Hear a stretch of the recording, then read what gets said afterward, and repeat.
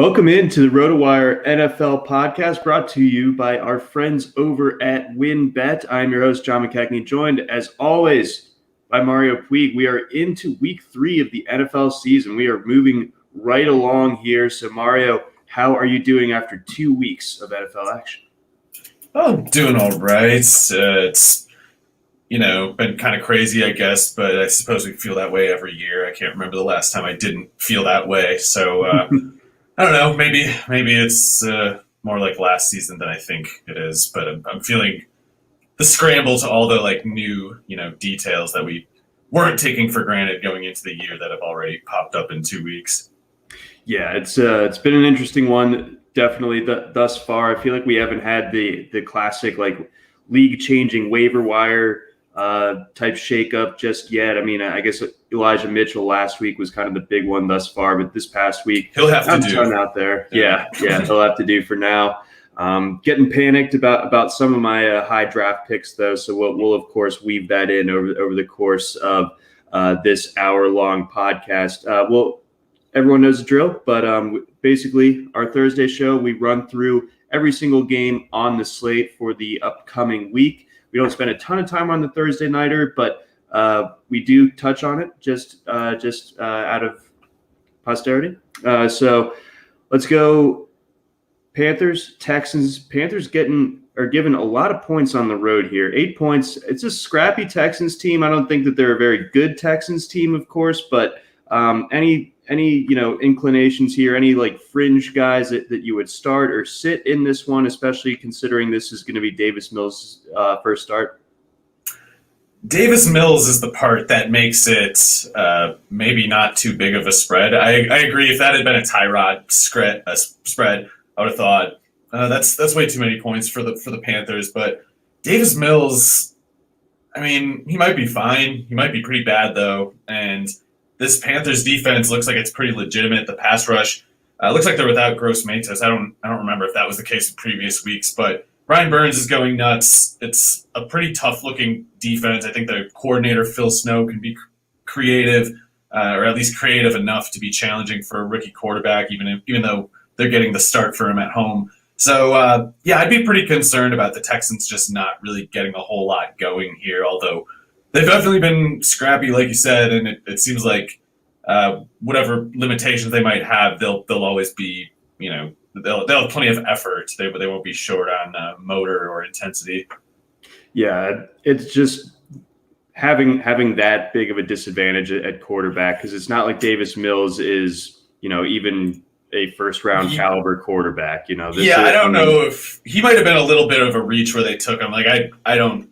I'm not convinced he was really worth drafting even, but we'll see. I've been wrong about quarterbacks, obviously. I mean, he was the sort of invented hero of late draft season. He was sort of like who was the Syracuse quarterback from a few years back that went Ryan Nassib.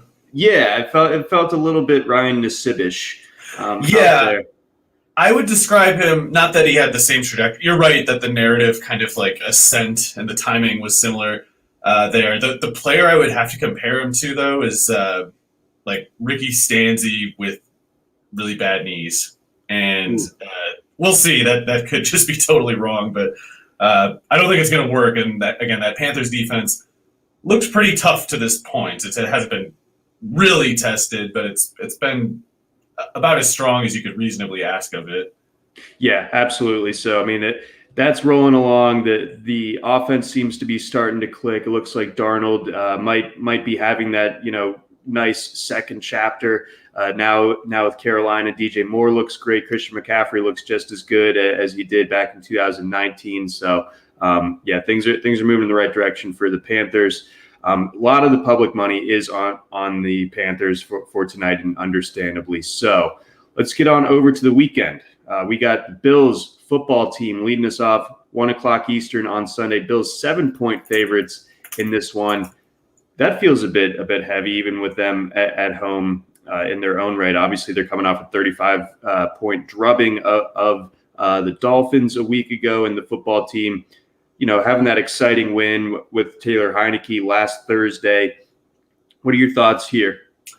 Yeah, I'm surprised to see the way the money is going on this. I was like you, I just reflexively was like, oh, that's too much. You got to give Washington the edge with that number. And then I'm looking at covers right now. It looks like 62% of the public has been betting on the Bills, and yet the spread has come down 2 full points. So that's, unless I'm missing something, this seems to be like there's disproportionately large bets on Washington relative to the bet volume. And I was expecting it to be the other way, like opposite of what I reflexively assume, since, definitely not an expert bettor. And when I think something is obvious, it's usually the opposite way, and I'm just missing something crucial. But it's nice to see, knock on wood, it could just be that the one time the big money guys agree with me that we're both wrong. Maybe that's what's happening here. But yeah, I think Buffalo has some legitimate issues. Like, I mean, the Steelers are a good defense. The Dolphins are a good defense. It's not like they've embarrassed themselves through 2 weeks, but it's been distinctly disappointing. And there's sort of just issues that you can see that weren't there last year that maybe didn't really see last year, except for that the Baltimore game in the playoffs where is Martindale the defensive coordinator? They basically just said to hell with man coverage. We're running zones every single play. We're not even going to bother running any man coverage. Both because you can't man cover Stephon Diggs. It's a pointless task. And also Josh Allen was so much more accurate last year and the year before than his prior years. Not because they changed his mechanics or anything, it's that they lessened the amount of post-snap processing that he had to do. So it turned out, in hindsight, Josh Allen's worst accuracy issues were just the result of him realizing too late in a play what throw he needed to make, and he would try to make the throw without having the operating room to do it and not with enough time, and he'd kind of just get sloppy racing the throw out. Last year, especially, they really got his pre-snap everything lined up. He knew where he was going after the snap. He didn't have to process, and he got much more accurate. It looks like these first 2 weeks, he's back to having to figure things out after the snap, and he's kind of struggling with it again. So, maybe they just faced 2 of the 5 toughest defenses, and maybe Washington's isn't as good as the first 2, but I think it probably is about as good as the first 2. And 9.5 points is a hell of a lot. 7.5 is a hell of a lot, in my opinion. Yeah, I think so too. That's a really interesting point when it comes to Allen, because coming into the league, he was raw, and then he has these 2 really strong years in 19 and 20, obviously, and a lot of the credit goes to Brian Dable. So I guess the defenses have adjusted to him a little bit, and even though he's as about as toolsy as you can be as a quarterback, if you don't know what to do with the ball, it doesn't really matter. So do you expect a bounce back here? I mean, not just even this week. I think that this is a tough matchup, even with the Bills being at home. I think the Washington defense, people are overreacting to its performance against the Giants a week ago. I still think it has all the ingredients to be really, really strong. So do you think that Josh Allen and Stephon Diggs, of course, kind of start to get things going back to 2020 levels eventually, even if it's not this week? I don't have a good sense of how complex Washington's coverages are relative to Pittsburgh and Miami. Miami's are definitely pretty ambitious. Like, Brian Flores has some pretty aggressive, complex coverage schemes, and it's like it took them a while as a defense to figure it out. And last year and this year, they've kind of figured it out. You're seeing them get better for it. Washington might be a team. I don't know. Basically, the more they play man coverage and the more they give away pre-snap what their man coverage matchups are, the better for Josh Allen. So if there's less smoke and mirrors with this Washington defense and more just we win one-on-one matchups kind of mentality, that would suit Josh Allen. I just can't tell which way it's going to go. And if, like Baltimore showed last year, Baltimore was probably as much or more man coverage than any team last year until that Buffalo game, and then they just didn't run it at all. So Washington could change their tendencies, even if they're not normally a zone-y type team. But that's what it would come down to, I think, because if Allen has to figure stuff out and decode ambiguous coverages after the snap, you really don't want to be in that position with these particular pass rushers. Okay. All right. So that's all points well taken. And then on the football team side of things, from a fantasy perspective, what are you expecting out of Antonio Gibson this week? Yeah, I know people are kind of panicking on him, and I understand the despairing of, I wish he had a 30-point game right there. I wish he had that J.D. McKissick catch, stuff like that. Missed opportunities are missed opportunities. They always suck, but they don't necessarily mean anything. It could just be bad luck. It could just be nothing in particular. I think Gibson's been mostly encouraging, and as a player, there's no reason at all to doubt him. This Buffalo run defense, it's been better through 2 weeks, obviously, than it was previous years, but they faced the Steelers, who couldn't block at all for Najee Harris, and the Dolphins, who apparently don't even intend to run the ball at all. So this is their first real test. They're at home, obviously that helps Buffalo, but this could be if we're right about this being too many points for Buffalo in the spread, it could be as good of a setup for Gibson as any of his first 3 games to this point. Okay, all right. So reason for optimism there potentially, especially if we are right on the football team side of things. Let's jump on over to Bears Browns. We got Justin Fields making his first NFL start, and Vegas has responded in kind by favoring the Browns by a touchdown. This game, of course, taking place in Cleveland. I got a bad feeling about this one for Chicago. What say you? Yeah, it's I don't know. I don't want to deny the upside potential of Justin Fields, and a guy like Allen Robinson can just take over some games if he's in a certain state that day. David Montgomery's playing really tough. I think a kind of hard-nosed, windy sort of environment suits him just fine, even against a kind of tough defense. If you just give him enough touches, a guy like him can get going eventually. It is tougher to tell how much of an opportunity the Bears will have to give him the ball, because you could imagine the Browns offense doing pretty well. The secondary, the cornerback personnel is really thin with the Bears. Sorry to ask this. Is Odell Beckham expected to do anything in particular this week? I just looked it up, so that's good hosting here. Good prep work by me also. Don't forget that. You're good. I know Landry's did practice in full on Wednesday, but his status is TBD. So we'll know a little bit more after today, of course, but he did do a full practice on Wednesday. All right, so it might be a scenario where the Browns running game has to do a lot of the lifting, and if they produce the way they can, they could get the game a little bit out of hand, or at least uncomfortable for the Bears offense. But I don't know. I'm not sold on Baker Mayfield in general, and to be fair to him, it's a pretty windy looking game like this one. At least I'm seeing something that says it might be over 15-mile-per-hour winds. Playing against any NFL defense with your third and fourth string receivers, one of them's 22, the other's 21, and I don't know who the other. Oh, it's Rashard Higgins. Anyway, so they're depleted there. That might kind of give cover to the Bears secondary and whatever the Bears secondary generally lacks. And if Roquan Smith can sell out against the run, and if Akeem Hicks can have one of his better days, that could be a surprisingly tough matchup for Chubb, a surprisingly tough scenario. If the passing game is helping move the chains, Chubb will eventually break pretty much any defense, including this one, and he could just run over it in the first place. But I think it'll have to be him, because I can't really see, not even really bashing Higgins or Peoples-Jones. I think they're pretty good, definitely good third and fourth receivers, but it's not the easiest environment for them to get going. No, yeah, Baker in the wind is definitely not in an ideal condition for him, it appears. So, yeah, look for a healthy dose of Chubb and Roquan Smith, of course, former teammates back in the day. So that'll be a fun kind of in-game matchup there. But how do you expect Fields to do in this one on the other side? It could. I'm just going to have a cop-out answer, I guess. I could see it go either way. I'm generally not optimistic, just because I just don't think Nagy has it drawn up to help him succeed.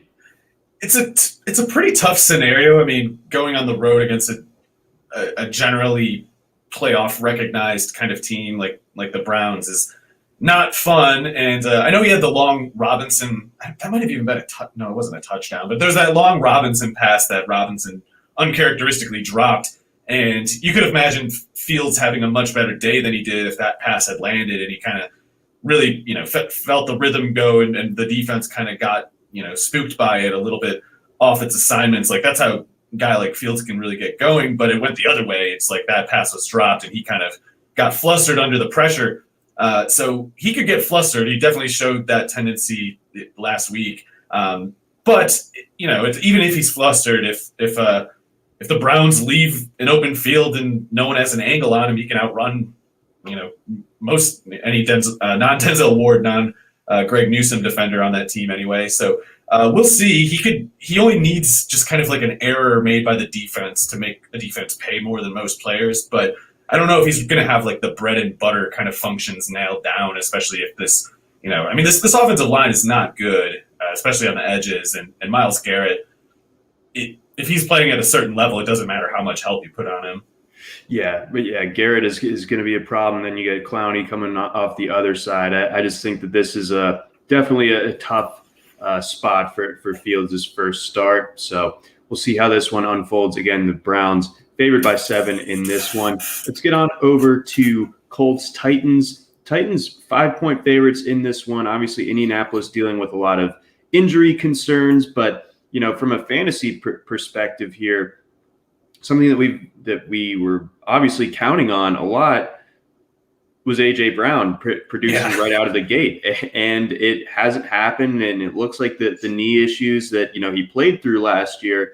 I don't know if they are directly related or anything, but the guy just hasn't looked like A.J. Brown yet. 6.1 yards per target in the first game, 4.8 in last week's game at Seattle, which was a really fun kind of shootout type of environment. So he did play 71 snaps, so at least there's that. So I don't know. Give us some reason for optimism for AJ Brown investors. Well, if there's reason for optimism, I guess it's that he's still been targeted decently. It's just like he hasn't converted the targets really. Namely, he's been dropping passes, which that could have something to do with the knee. If you're thinking about your knee instead of focusing on your route and like where the coverage is. Maybe that explains a drop here or there. I don't really know. Maybe just general discomfort is like clouding his head a little. If not, though, I would sooner expect that it's just kind of like he had 2 bad games, and we will remember this for a month, but not more than that. Maybe if the knee is related to these struggles, then that's worse because I don't know if we can really expect that knee to get better before the offseason. Like he already played, just hurt apparently 1 year last year with it, and it sounds like he's somehow ended up doing the exact same thing this year. So unlike last year, the numbers haven't been there through 2 weeks, and if there's any sort of signal to it, then I don't see how the problem really gets solved. Yeah, that's just going to be, but like his teammate Julio Jones, like just going to be on the injury report all year, but playing through it. He did drop passes, though, so it's like if he had just been not getting targets or like, every target that he gets is in triple coverage and they're just right on him every time, that'd be a little worse. Especially after Derrick Henry having a game like last week, it's the defense can only afford to pay so much attention to him, so hopefully he gets it going here. But in terms of this general matchup, I don't trust the Titans. I don't trust either team, but I definitely don't trust the Titans. I think their defense is still pretty whack, and I know the Colts are insanely screwed up right now, but so there's a couple injuries to keep track of here. Like if Jayon Brown is out for the Titans, that hurts them maybe a significant amount, and I don't know what it won't hurt them as much. It won't hurt the Titans defense as much as the Colts would be hurt by Braden Smith being out, and I don't know what the latest is there, but that's a huge injury. If he's out or if they can't get good play out of whoever's there, that could be a way for Jonathan Taylor to fall a bit flatter in what's otherwise a good matchup where he kind of needs to get going. And I think he's definitely up to it, and I think the Titans are up to accommodating him. But playing without Quentin Nelson or playing with Quentin Nelson hurt, and dealing with that complication is a lot more manageable than dealing with Quentin Nelson being hurt or limited and Braden Smith being out. Like Braden Smith he's not as good as Nelson, but he was clearly, I would say, second most important lineman to them and a very good one, just compared to the league in general. Right, and they lose Costanza this offseason to retirement. It's not the same kind of vaunted offensive line that they've been working with in recent years. We didn't even touch on the quarterback situation yet in Indianapolis. Again, we're not huge Wentz guys. I think that everyone knows that, but you still have to imagine Wentz is probably a little bit better right this moment than Jacob Bersett. So Wentz obviously dealing with those problematic ankles right now, status up in the air. If it is Eason, do you think that Indianapolis, just even with everyone in the stadium knowing that it's going to be a run, that we just see Jonathan Taylor just kind of have to be the engine of the entire offense?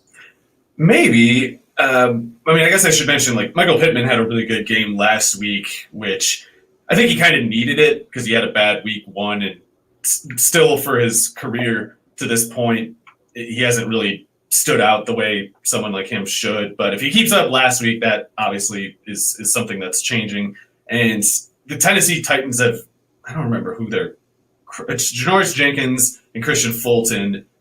And yeah, especially Janoris Jenkins. That's a bad matchup for the Titans because he's like 5'9", slowing down in his later years here. So the matchup's good for Pittman, and maybe even Eason could capitalize. Like, this Titans defense just isn't very good. And it looks like Bud Dupree's, he's either not ready to contribute or he's turned out to be an ill-advised signing, one of the two. The pass rush doesn't seem any better for the money spent. The cornerback personnel somehow worse than ever. And there's no any reason to believe the scheming was any good. So even if they're selling out against the run against Taylor, this is one of the best settings for Taylor to overcome that particular situation, because there is a way to play it just totally wrong. You want to play it up against the run aggressively, but you want to keep your safeties like less aggressive than the first 9 guys, because if you put those safeties like right over the tight end, that's a good way for yourself to screw it up for yourself, because if you get isolated against one defender against Taylor and that guy misses, then you're just done on that play. Even if the other 6 guys just swallow the entire offensive line, if you let that one-on-one happen, it can be the end right there. So Vrabel seems like a dumb enough, generally aggressive enough guy to maybe fall into that sort of trap. Really thinking like, yeah, let's. There's blood in the water. Let's keep blitzing, suicide blitz. And like, if he does that, that's actually not how you want to defend Jonathan Taylor. You want to keep 2 safeties over the top at all times. Right, because once he gets to the second level, makes a guy miss, then it's Coitens there on a given play. So good stuff there. Let's jump on over to our next matchup. We got Falcons Giants, but before then, a quick word from our sponsors.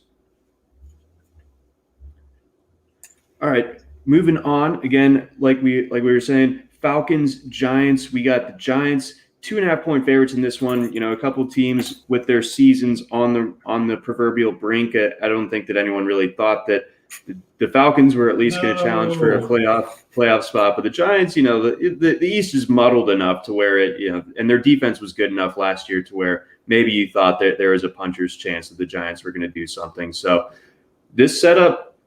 Break it down from a fantasy perspective, starting out with Saquon Barkley. Yeah, so I don't want to make any assurances about like what kind of state he's in his recovery, but it seems like the usage couldn't really be any more encouraging. Like, I know that the touches from scrimmage weren't as high as maybe his investors had in mind, but when you give Barkley as many snaps as the Giants have, that indicates like they're ready to give him the ball. Like, it didn't happen, obviously, but they wouldn't put him on the field if they were like, oh, we can't let him touch the ball on this play, though. Let's put out Barkley just to do blitz pickup and hope his knee is fine. That's not really a thought that anyone has. So they're going to presumably try more than they did in the first 2 weeks to get him the ball, and just the situation was headed that way anyway. Just it was going to trend in that direction, even if they didn't make that specific effort. So with the matchup being as favorable as it appears, it seems to all be converging for Barkley to really break out here. The only way I could really imagine it falling flat is just, some kind of workload cap, which would be insane after they let him play that many snaps, or the need, like, not being ready enough to capitalize. But it seems like, all green lights, basically.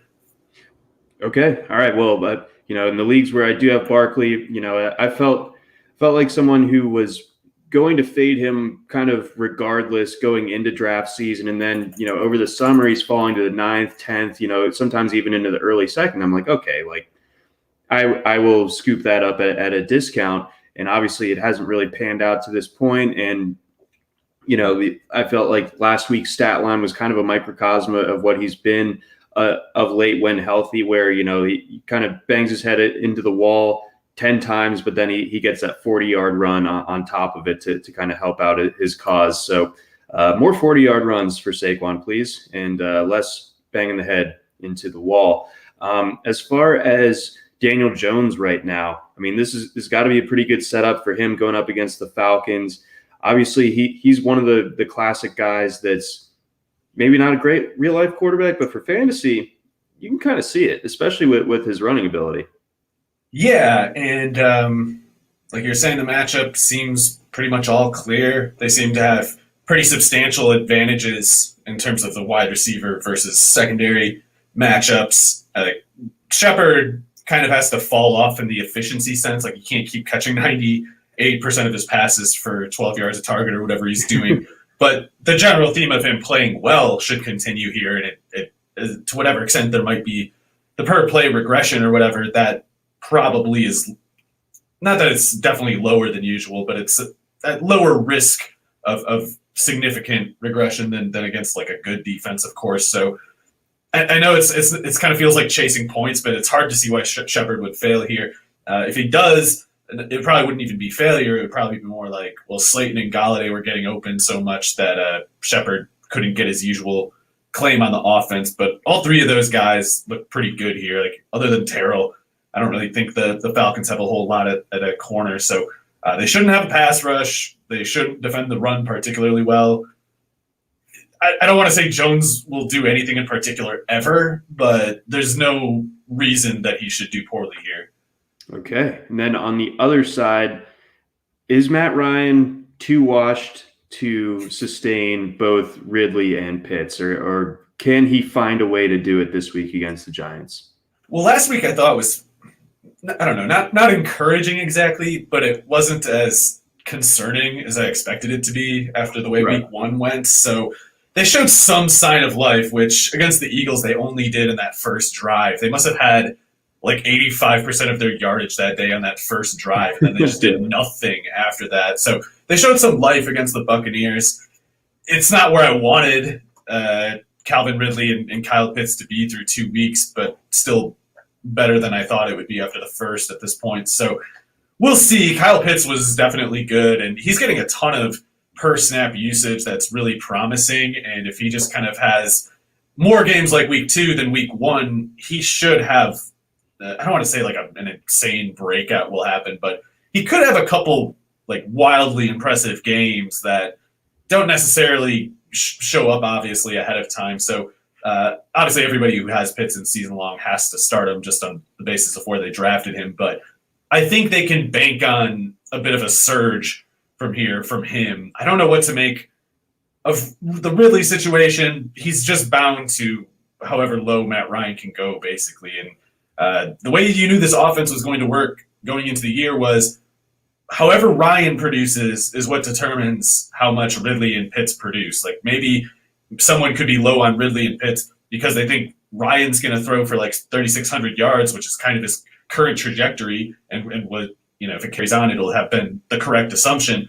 But that's the only way Calvin Ridley and Kyle Pitts can fail. So we're kind of at this point waiting to see how closely toward that worst case scenario Matt Ryan goes, because if he starts trending toward his career tendencies at this point, then Ridley will definitely go off. Like, that, the first thing cannot happen without the second.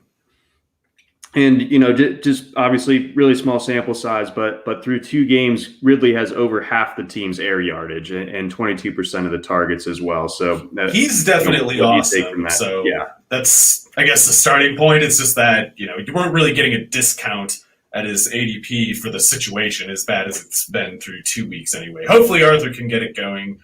It can't be worse than week 1, and hopefully week 2, you know, is them generating something, anything. Yeah, it's going to take more than one not disastrous game a week ago to like completely wash that Eagles performance off of my brain. Before we move on to our next matchup, which will be Chargers-Chiefs, got a couple messages here from our sponsors. Leading off with our friends over at WynnBET. If there's one thing we appreciate here at RotoWire, it's making good decisions. And even more so, making the right decision. Listen up, folks. I have an incredible offer for you with RotoWire's newest partner, WynnBET, the premier digital casino and sportsbook app. WynnBET is now the exclusive sponsor for RotoWire's fantasy podcast. WynnBET brings you all the latest action with a user-friendly interface, moneyline bets, boosted parlays, over-unders, round robins, live betting, and much more at your fingertips. And if you want to break from sports betting, head to WynnBET's digital casino and take a spin on roulette, double down in blackjack, slam the slots, or try your hand at Baccarat. WynnBET is currently available in 6 states. That's Colorado, Indiana, Michigan, New Jersey, Tennessee, and Virginia, while rapidly expanding. At WynnBET, the possibilities are limitless. WynnBET is currently offering all RotoWire listeners a risk-free bet up to $500 on your first wager. Download WynnBET right now. That's WYNNBET. WynnBET, the exclusive partner for RotoWire's Fantasy Podcast. We also get a message from our friends over at Yahoo. The new NFL season is underway, and Yahoo is excited to kick off daily fantasy football. There will be a ton of big prize contests throughout the season on Yahoo, including their multi-entry contest now being shark-free. To celebrate the beginning of football season and Yahoo Daily Fantasy becoming shark-free, Yahoo is giving all listeners the opportunity to claim a free $10 in contest entry credit. Users can take advantage of this free $10 contest entry credit offer to join one of Yahoo's biggest contests. In addition to the free credit, Yahoo has a $1 million DFS football contest that is live. The $1 million contest features $1 million in total prizes, including a first place receiving $100,000 and an entry to the first ever Yahoo Fantasy Football Championship live finals event, which will occur at MGM National Harbor in Maryland this December. Play daily fantasy football on Yahoo Sports this season. Visit sports.yahoo.com/dailyfantasy/welcome to claim your free $10 and get started. So again, that's sports.yahoo.com/fantasy/dailyfantasy/welcome to claim those free $10. And then we got a message from our friends over at Vivid Seats. Preseason football has wrapped up and we're ready for the regular season to kick off. Live events are making comeback, and there's no better place than Vivid Seats to get back in on the action. So grab your NFL tickets and cheer on your favorite team from the stands. Man, that feels great to say. Even better, they just launched a new and improved rewards program with free tickets for every fan. Earn rewards, ticket upgrades, and perks just for shopping. If you're looking for tickets to the game, your favorite artist, or that new show that everyone's talking about, Vivid Seats has it all. Visit vividseats.com or download the app today. That's Vivid Seats. Experience it live. All right, Mario, moving on over. We got a bunch of games to get to here in this next little bit, so we will lead things off. Chargers, Chiefs. Give me the panic meter on CEH. I don't know. I view it sounding for your boy. What's up? I'm feeling bad. I'm feeling real bad. I get it, but I don't really see anything conclusive and nothing that's like to the extent that the panic is that's going on. And I just am generally leery of kind of narratives that come out of such micro focus events like these with where we're like, oh, come on, we need it. He's getting carries. It's time. He's got to do something this game. And like then when people were thinking it's got to be time, this must be time, he fumbles, and that's bad, of course. But it's also an event that, I mean, if he had like a bad history of fumbling and it's like an ongoing problem and they're getting sick of it, that'd be one thing. But I think people are letting their sense of personal disappointment kind of cloud or complicate anyway their sort of just description of events, which is more to me like a guy had a fumble and 30 snaps against a pretty good defense where he didn't do a whole lot. And I don't really care about any 30 snap sample in particular. So I would have had to have personally been like, Clyde Edwards-Helaire had a crap rookie season and this is more of the same in order to get concerned. But instead, I feel like it's just like they can't really go to anybody else. If they want to go to Darrell Williams, that's fine. You can get 2 yards a carry, see if that's better. You can go to Jerick McKinnon, watch him run into a wall over and over. Maybe that suits them better. I don't know. But if those two things don't suit them better, they have to keep going back to Clyde Edwards-Helaire. And if his next 30 snaps are good, the last 30 don't even really apply anymore. And when it can all be erased that easily, I can't really latch onto it at this point. But yeah, it's not good the way it started. I feel like even with the cases you laid out regarding like going to Darrell Williams a little bit more or a McKinnon, even if that might not be the most like advisable thing, it feels like you can't write that off as a possibility if Edwards-Helaire continues to underperform. Right, but he needs to fumble to underperform from scrimmage relative to the other two. So the Chiefs could choose to just not produce as much at the running back position, but that's the choice that they're left with, and they can make it. I don't think they really have a good reason though to make any sort of change in their workload unless they acquire another running back. Okay, all right. But if they do, that would be bad. Yeah. But I mean, obviously you'd have to have a pretty good running back situation and redraft for this weekend. But would you consider benching CEH this week?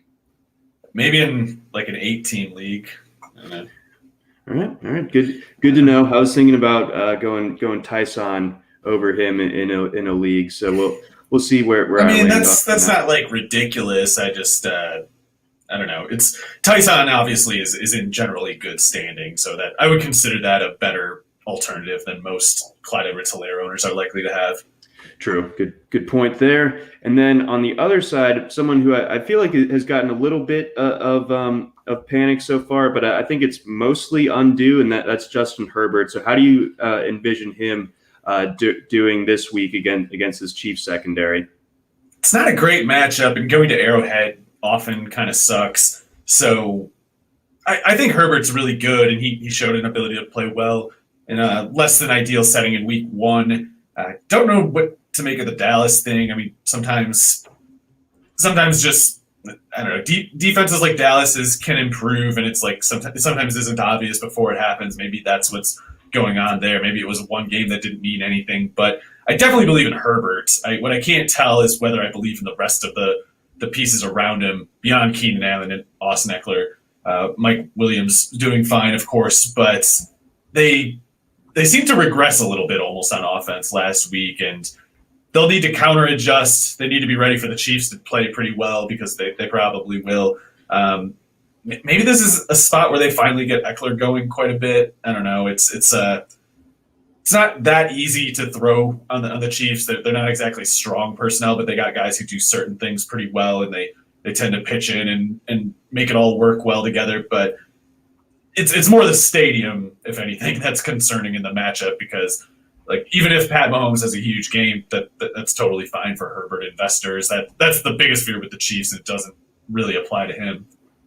Okay, all right, that definitely makes sense. And then, I mean, this would be kind of crazy, but just to set the record straight, obviously Tyreek Hill didn't have a Tyreek Hill week last week after just absolutely dominating week 1. Obviously feel pretty good about him this week. Yeah, well, Staley's probably going to have some vaguely clever plan. It's one thing to make it work, another to just think about it. So we'll see. Andy Reid tends to be pretty forward-thinking himself in terms of he's aware of the things that he's called in previous weeks, previous years, and he seems to ask himself, like, what would I expect of myself based on this? And he tries to make up an answer that, isn't one that comes to his head. So tries to stay ahead of that stuff. We'll see who gets the better of the other here. But, yeah, you cannot really bet against Tyreek Hill 2 games in a row. I do think it is setting up to be a good matchup for Edwards-Helaire, though. I mean, I know people feel like they've heard this story already and they're sick of it, but the Chargers will probably let them run almost. So I shouldn't say they will let them, but they would sooner let the Chiefs run than concede even a slight feeling of insecurity in the pass defense. Sure. No, that totally checks out. Yeah, they would much rather see him running than have be a little bit outmanned in coverage, especially when you have guys like Tyreek and Kelsey to account for. And we'll just see what the Hill coverage situation ends up being, because it could end up being like a cutting off your nose to spite your face situation. I mean, we saw what Kelsey did last week against Baltimore, and I mean, even guys like Byron Pringle and Demarcus Robinson made big plays. So I mean, you eliminate Tyreek Hill, but the Chiefs can still have a ton of success on you through the air. So it's a real pick your poison type of thing. And for my money, I mean, some of those throws that Mahomes made last week were some of the best that I've ever seen from him, and he just continues to amaze no matter what, it seems like. So that'll do it for that preview. Let's get on over. Got a few more games here. Bengals Steelers. Obviously, the big story here being Big Ben dealing with that pectoral injury. Yeah, his tummy hurts. Staying home from school today. No, I mean, Ben Roethlisberger is clearly a tough guy. Like anybody who plays NFL football is actually incredibly tough. And Roethlisberger has played hurt enough times that we know he's capable of that. He'll tough it out, play well hurt. But he'll also ham up how hurt he is when he knows that he's playing poorly and he's looking around and thinking like, uh-oh, there's going to be blame to be had here, isn't there? Well, I'll just slink off over here with I'll get that walking boot on. My everything hurts actually now that I think about it. So he'll do that. I think this is just him planting his exit, like his escape hatch, the floor release, and he's got his parachute ready. He's going to make a grand exit if necessary, but he's waiting in the meantime to see how it goes and see if they can't maybe get this fixed before it gets too out of hand. In which case, maybe my left pectoral muscle doesn't hurt so much anymore. Maybe I'm feeling a little better about everything now. That's maybe how it'll go, and I don't know which way here. I mean, the Bengals could make a tough game for the Steelers. They might not play particularly tough against the Steelers. I don't really know how to call it this. The Bengals' defense, I guess, seems a little better than it has in some number of years. Don't know whether it's enough to really scare the Steelers, though. I mean, I guess the Steelers need to be concerned about every front seven with their offensive line the way that it is and Ben Roethlisberger the way that he is physically at this point. But I don't see a reason why Ben should really fall apart here, at least relative to his new standards. Okay, and if you look at the the relative impact on the rest of the pass catchers, with Roethlisberger performance-wise maybe being compromised a little bit, you look at the Deontay Johnson injury now, did not practice on Wednesday. Do you still have confidence in rolling a guy like a Chase Claypool or a Juju Smith-Schuster out there? Yeah, I don't think the Bengals really present much concern there. It might even be a decent setup for James Washington if Ben Roethlisberger can have enough time to load the trebuchet and latch it back. Put one down there. Yeah, if he can do all that and have a comfortable angle to toss the rock, James Washington can definitely play a little bit. So they've definitely got matchup advantages at receiver, I would say, and maybe Harris can get going a little bit. I don't really know, but in either case, I think the Steelers should be able to lean on their defense here because, not to say his season is going to be defined by it or anything, but Joe Burrow looked pretty rough last week, and understandably so. The conditions weren't great. It's not like he was an embarrassment exactly, but he didn't look good, and it's we knew he was coming back from a late season, worse than usual season-ending knee injury, and that's not easy to play with, even if even against bad defenses in the NFL. That's like playing the toughest college team in any given game, even if they suck. So it's a tough adjustment. Burrow's having to make this adjustment to the NFL while he's dealing with this knee problem, and it's not an easy job that he had to begin with. So he could get understandably pretty stressed in this environment. The Steelers' defense doesn't lack for fire or any level of aggressiveness, and they're calling a pretty good defense through 2 weeks that confused the Bills, obviously. So this could be a really difficult setting for the Bengals offense, even though they, of course, have plenty of skill position talent. Right, exactly. Yeah, so this really could end up being a problem for Burrow, especially if Watt's able to go. We'll see what the situation is there. But if he's out there, that's obviously another thing for Burrow in this offense to worry about. Let's get on over our next matchup. We got Ravens-Lions. We got Ravens 7.5-point favorites on the road against the Lions, who've been scrappy thus far, but have lost both of their games to start out, obviously against respectable teams, the Niners and the Packers. Get a home matchup here. What are your thoughts? I don't know. I mean, the Lions are such a weird team. They've been pretty.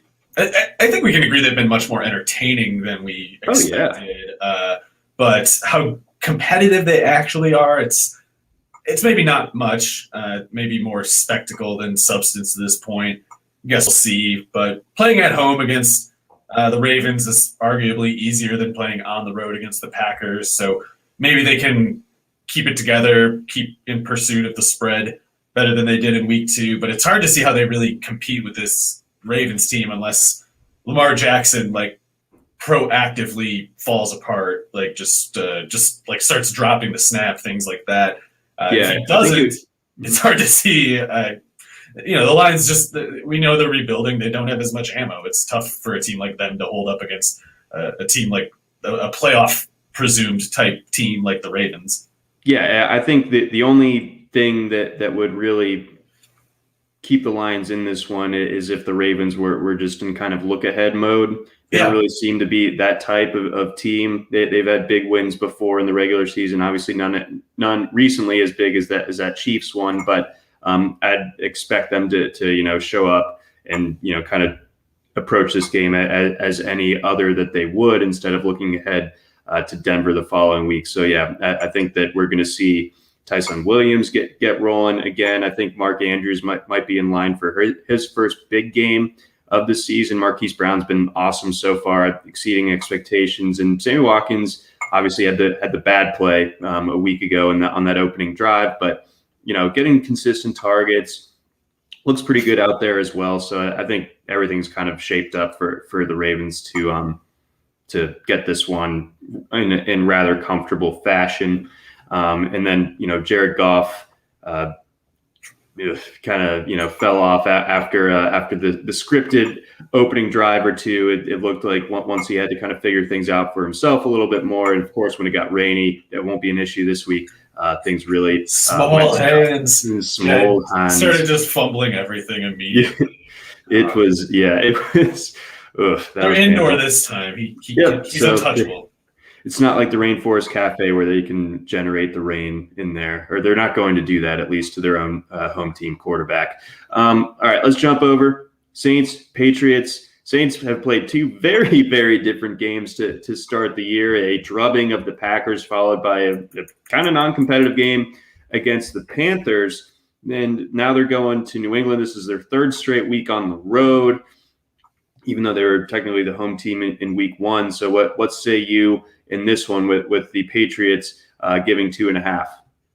Well, I would guess the Patriots cover that, but I'm noticing that on covers anyway, they're showing 60% of the public is on the Patriots, and the line is holding at -3 on here, -2.5, I guess. So we'll see. I don't know what the Saints have going for them. I guess the way that this stays close is if New England doesn't have as much going for them, as I'm assuming, and I don't know what to make of their offense exactly. I really think it would have been better with Cam Newton, and not that I think Mac Jones is a bad prospect. I think he's a good prospect. It's just it's tough for rookie quarterbacks to step in and play really well, especially when they don't have really good receivers. And the Patriots, much better receivers than last year, but still well short of good. It's like they might be average, but they're probably below average even now. The question is, can they be functional enough? And if you play great defense and you have a great running game, the answer can often be yes. But I don't know if they're going to get much going as a passing game. Mac Jones is taking what's there, but he's not really threatening. This can be a tough defense. I don't think the Saints personnel is very good on defense at this point, but Dennis Allen can be a pretty confusing defensive coordinator. He can definitely get really good results out of those guys, even on the road. So maybe this is just going to be – maybe there's reason to believe it's going to be an ugly game. If Mac Jones can't push the ball downfield, maybe the Saints are good enough at defending kind of base run functions that they don't let the running game pick up that slack. And maybe if the running game doesn't get going, maybe it is down to kind of just a field goal sort of game. And once you're at that level, anything can happen, pretty quickly at the end of a game. No, absolutely. So we'll see how that all unfolds on Sunday. I think that's a sneaky fun game. I think that there's still a lot to learn about both of those teams and their respective trajectories this season. Again, two very different games that both of them have played, specifically the Saints. Next up, we got maybe the road survivor pick du jour of the week. We got Cardinals going to Jacksonville. 7-point favorites on the road are the Cardinals. They look really good. I mean, I was talking to my buddy Sean Fox in Louisiana earlier this week on his radio show, and he said that the Cardinals are kind of like the de facto league. If there was an NBA league pass for the NFL, there's always that one team that it's fun, that might not be your favorite team, but you always want to keep tabs on their games. I think that's the Cardinals right now. So I mean, they're electric on offense. There's really nothing else you can say about it. Yeah, Kyler Murray particularly is playing really well. The matchups, I think, have been both favorable. The Titans especially, lesser extent with the Vikings, but their secondary is kind of a joke too, and Kyler Murray generally got the better of them pretty like a turnover aside, I guess, got the better of them like he should, and in a way that if he continues to play at, definitely would light up a defense like the Jaguars. I'm almost worried, like, do we have to worry about the Cardinals defense scoring as many touchdowns as the Cardinals offense, and maybe that's how the Cardinals offense is a dud here. That's obviously not something realistic. It's more likely that Kyler Murray has another big game here, if only because he might not need to try that hard. Like, maybe he doesn't throw more than 27 passes, but maybe he averages 11 yards an attempt and has 3 or 4 touchdowns on those 30, 28 attempts, whatever it is. So he's set up great. And in the unlikely chance that the Jaguars somehow get something going on offense, then Kyler Murray could put up, whatever the highest number of fantasy points in a game could be. yeah, that would be, if the Jags even have a pulse, then that's going to be problem for anyone that's facing Kyler in fantasy this week. I think, but all the best ball drafts that I have that are cashing right now have Kyler on them. Probably, so, either that, Brady, or Waller, I guess you need at the moment. Yeah. Or if you have the Waller-Gronk combo, then you're really sitting pretty. I have a little bit more Gronk than I thought I did, and that's been nice. A nice little early season development for sure. Set the record on James Robinson real quick before we move on to the next game. What thoughts here? Well, the team context has been brutal for him, and I think that's the only real takeaway. And I don't know whether it's going to get any better. If it does, he's a good player. He'll thrive according to whatever the circumstances allow. But Denver's about as tough as it gets. Arizona can be pretty smothering on defense too.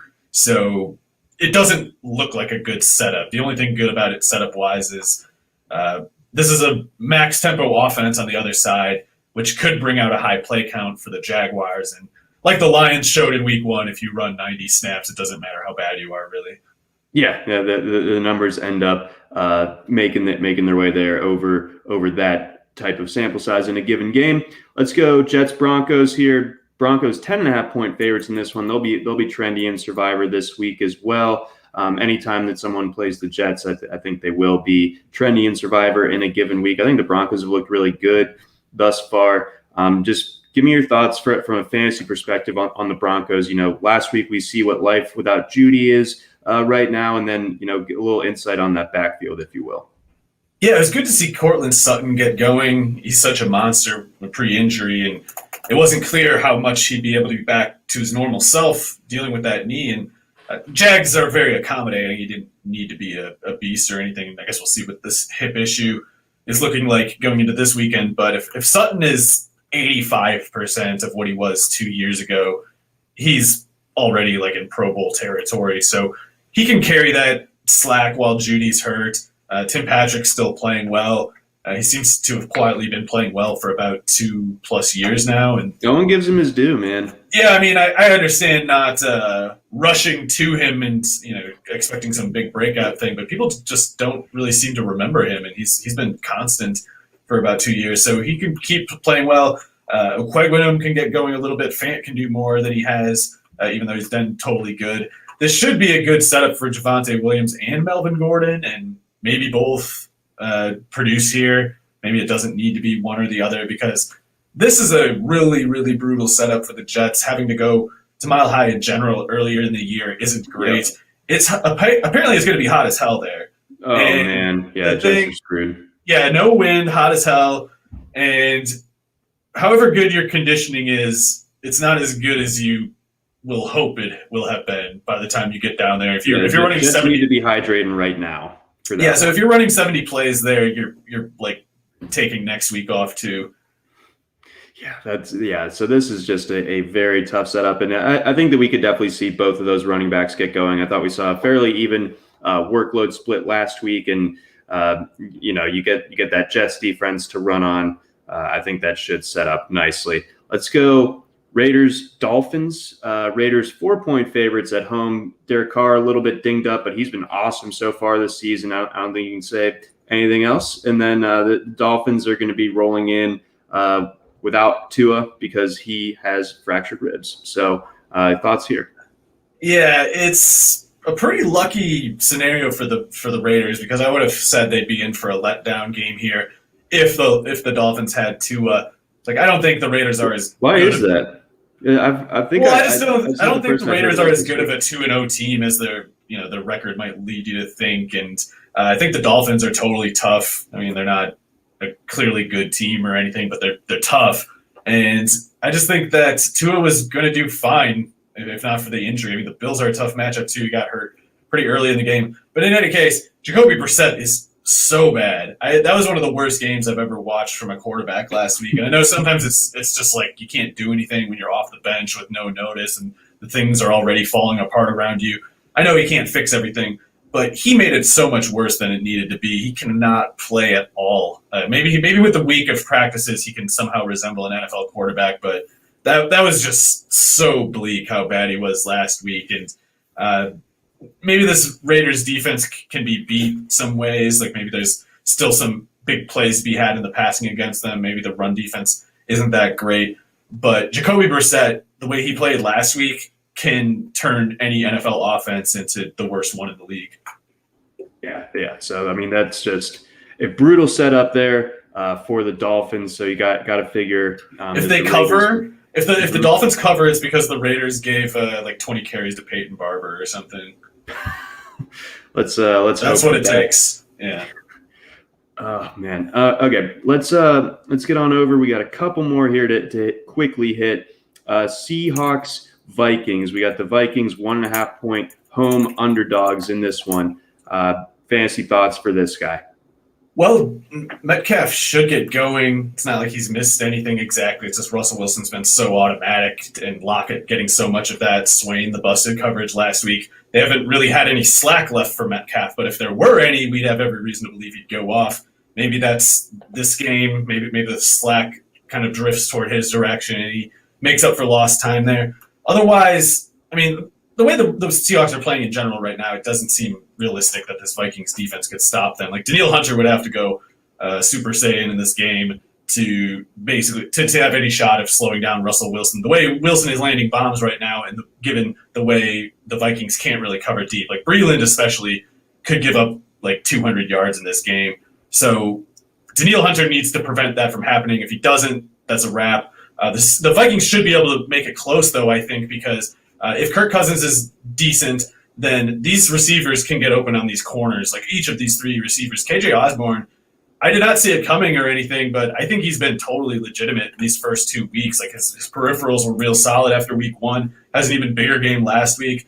The Seahawks secondary is thin at corner, so I think the Vikings can really make it a shootout, and to whatever extent the receivers are contained is just to the extent that Cook goes off. All right, and then a quick snapshot on Rams Bucks before we head out. Rams defense doesn't look quite as good as last year. Buccaneers maybe hurting a little bit themselves on defense with Murphy bunting. If Stafford's the real deal, he should be able to throw on this defense. I'm pretty optimistic, and it could be a pretty big shootout, even though we respect both of these defenses. Yeah, I'm really excited for that one. Unfortunately, we won't be able to preview the Sunday night and the Monday nighters here on this episode, but yeah, I'm really pumped for that Bucks Rams game. Both of them look like the class of the NFC, so you'll hear it during the broadcast, I'm sure, but potential preview of the NFC Championship game. But that's going to wrap things up for this edition of the RotoWire NFL podcast. Scott Genstad and Andrew Laird will be on tomorrow talking some DFS, but for Mario Puig, I'm John McKechnie. Thanks for listening to the RotoWire NFL podcast, brought to you by WynnBET. Try RotoWire today, free for 10 days. Get our premium tools, rankings, analysis, and breaking news alerts. No credit card required. Go to rotowire.com/